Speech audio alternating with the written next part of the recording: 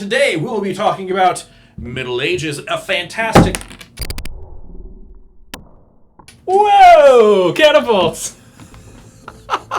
Greetings, folks. Welcome. We are the Board Game Barrister. I am Anthony, joined by Andy and Gordon, and today we will be talking about Middle Ages, a fantastic tile drafting game where you try to build your kingdom and hopefully survive being attacked by the enemy raiders. Welcome to Middle Ages, a game where we literally get to build up our own kingdoms using these plot tiles from the center of the table. Now the plot tiles will always be out in the middle of the table in a grid, and we're always going to have 4 rows out on the table at a time. The number of tiles in each row is determined by the number of players you have at the table. That's going to be your number of players plus 1. So in our 3-player game, we had 4 tiles per row, which means we were playing on a 4x4 grid the entire game. And each of those rows is drawn separately and randomly, and then we organize the tiles in that row lowest to highest by numerical order. So I've got an 8, 13, 14, and 18 in my first row, and I would do the same for each of those 4 rows as we go. Next, we're going to make our first claims to these plot tiles by determining our player order randomly. And our first player is going to stake a claim to a tile in the first row by placing their lord figure somewhere out on a tile in that row. So maybe they want to claim this marketplace here. The other players, as their turns come up, will then do the same. Any tiles that aren't claimed by a player get discarded. Now we're ready to start the game. In each round of this game, the player order is determined from left to right based on where we claimed tiles last round. So in the first round of this game, our red player would have the first turn. And to take a turn in this game, you're going to do 2 simple steps. The first of those is to pick up your lord figure and place it on an empty tile you'd like to claim from the next row. So I'm looking at the second row now. Maybe our red player would like to claim this tile. And the second step is to take the tile that you just left and place it into your kingdom. The tile we had claimed originally was a mill, which means I'm going to put it in my mill row here and then carry out its effects. And we'll talk about those effects in just a second here, but let's go to the end of the round. Continuing in left to right order, the other players are also going to make claims in the next row and then place the tiles they left into their kingdoms. And then the leftover tile gets discarded once again. And each time we've moved past a row entirely, we are immediately going to refill that row that we left by drawing 4 new tiles, putting them in numerical order, flipping them over, and we know what's coming up 3 turns from now. Alright, before we go any further, we're going to take a look at the effects of each of those plot tiles. Each tile's type is determined by that symbol in the upper left-hand corner. So for instance, this is a field, which happens to be the leftmost plot tile type in our kingdom. So each time you would add a field to your kingdom, it's going to go in this column of fields. Each time you add a new tile to your kingdom, you're going to look at the effects under its main symbol. Each tile type has 2 different effects it's going to do, and you'll carry those out now. So for fields, the first thing you're going to do is you're going to count the number of workers you have in your kingdom. Workers are a symbol that will show up at the bottom of some of the tiles you add to your kingdom, and you'll score 1 coin per worker. Currently our kingdom has 0 workers, so we score 0 coins for that. But you also then look down to the next effect, and this effect is score 2 coins per field in your kingdom, and we know we have 1 field. So that would be 2 coins scored, and coins are worth points at the end of the game. Next up is that first tile type we'd added, the mill. For mills, you're going to collect 2 coins from each player at the table who has fewer mills than you have. Then you'll score 2 coins per mill in your kingdom. When you're at a village, you can rebuild 1 destroyed building from your kingdom, and there are various game effects that will destroy your buildings throughout the game. Then you get 2 coins for each village and 2 coins for each rampart in your kingdom. And speaking of ramparts, when you add one of those to your kingdom, you get to immediately use your scout token to lay claim to a tile for a future turn. When you do this, you're going to look at all of the rows of tiles except for the one where your lord currently is, and you can place this token somewhere out on the board, which means that nobody else is allowed to claim that tile. Then you get 2 coins for each field and 2 coins for each rampart in your kingdom. Marketplaces are going to start by looking at the number of chess tokens you have among all of your tiles and scoring you 1 coin for each of those.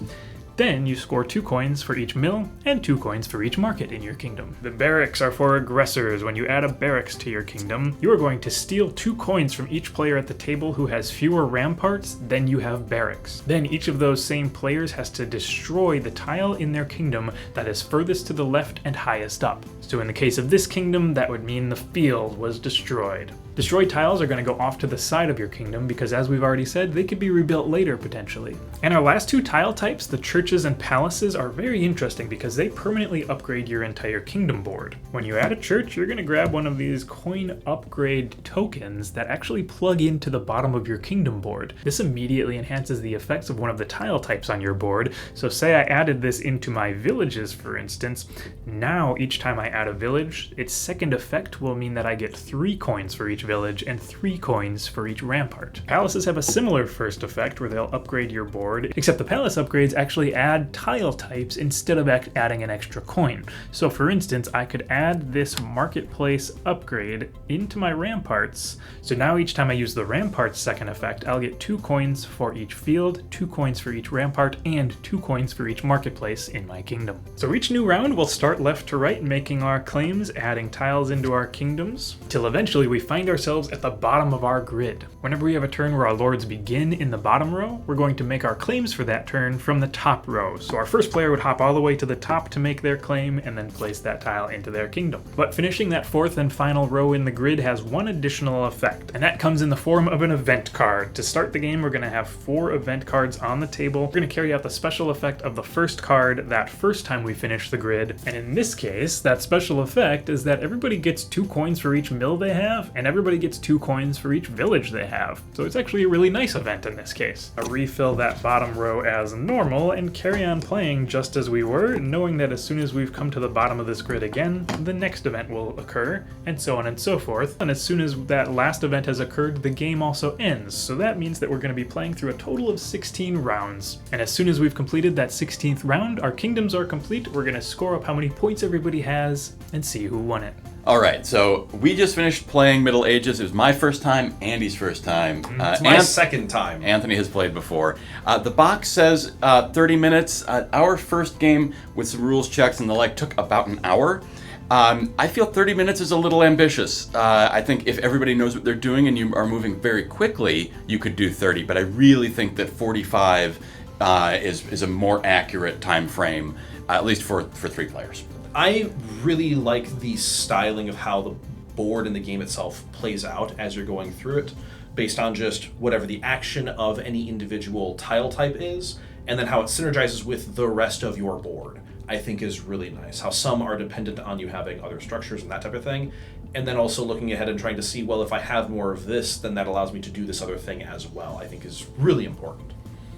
Yeah, it's one of those cool games where the rules are very simple, but they're not representative of all of the complexity you'll discover in the gameplay and the design that they've put into it. Actually getting into the gameplay and interacting with each of those different abilities is like, wow, this is kind of fast and ruthless in a lot of ways. It was great. I do, however, need a mill later, and that's a good mill to have. Look, there's more mills coming up. Wouldn't you rather just have the ramparts now? I don't know if anybody should listen to me whenever I play these games. I'm such a voice of reason. So, as Anthony was saying, the game design of how the mechanics interact is super smooth and great and very, very deep. But also the artwork. This is gorgeous. Artwork is fantastic. It's just gorgeous. I mean, this is just one of the most attractive games that I have looked at in a long time as it's tiling out on the board.